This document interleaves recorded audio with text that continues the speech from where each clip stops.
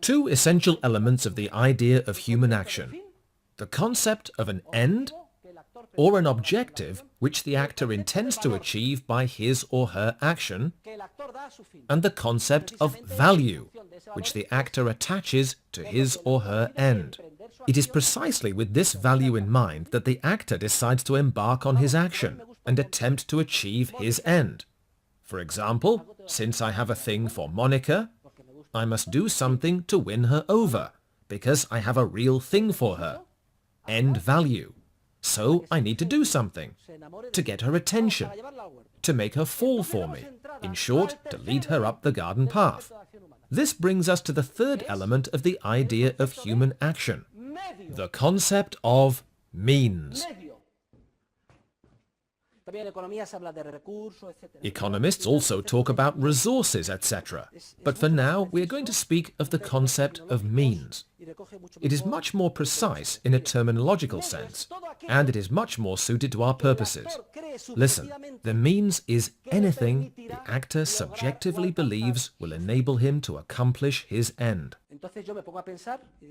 So I start thinking, and I say to myself, okay, my end is to win Monica over. How can I do that? I need means. I could send her a message. I could wear some cologne as an aphrodisiac, and then just by walking by her, I would make her fall madly in love with me. And then, once she is half dazed and paying no heed to my faults, I could say, hey, why don't we go to the disco? Another means. Maybe at the disco, with the help of the music, there are many techniques. I could drop a handkerchief. There are many techniques. I am just a little out of practice. I am a little rusty, but you all know what I mean.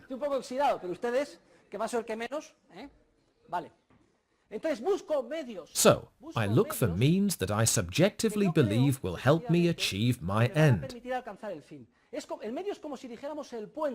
The means is like a bridge that will take us to the end we are working toward. Do we set value on means? Yes, we also set value on means, via the fundamental economic concept of utility, which is the fourth essential element of the idea of entrepreneurial human action, which we are studying. What is utility? Note that just as value is always tied to the end, the value always corresponds to the final objective, utility is always tied to the means. Utility always refers to the means, never to the end. Utility is also a subjective appreciation, but it is the one the actor assigns to the means, never to the end but to the means, and it will be greater or smaller depending on the value of the end which the actor believes that means will enable him to accomplish.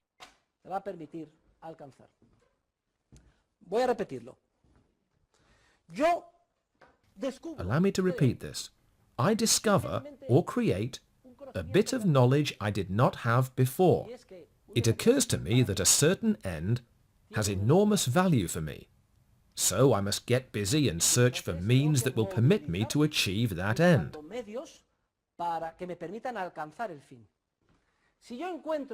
If I find means, the utility of this means, or of these means,